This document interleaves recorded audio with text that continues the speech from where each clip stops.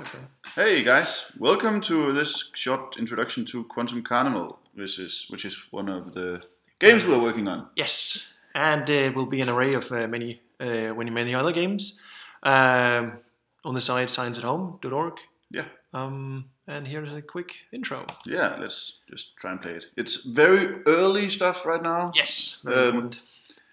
And if you don't know the Quantum Frame games, Quantum Moves games we're working on, go to our site and check it out. We don't really have time to go into the quantum mechanics stuff right now. Yes. But basically, it's about moving liquid or something. Yeah, pretty much. At least that's what it looks like.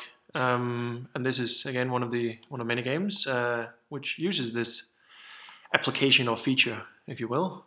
Yeah. Yeah. But basically, this game requires you to do this movement, which I'm doing right now, a bunch of times. And Yes. We're recording data for use with actual quantum mechanics. Again, check our site to see an explanation. And we are trying to build up something that's fun, engaging, and fast. Mm-hmm. And this is basically the core stuff you do. Just keep on generating high points. Yes, all about being quick and not lose too much of that liquid whenever you deliver. Yeah, there's a problem with that. If you don't really know how to control quantum mechanics, you won't get many points and you'll lose the game. So if I just try to do this, it won't work. Yes.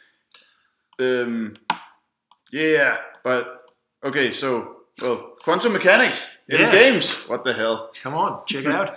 Yeah, we look forward to showing you more in the future, and this will of course evolve, and yeah, a lot of stuff is going to happen. So Yes. check back, please. Oh, alive. Okay, check back. All right.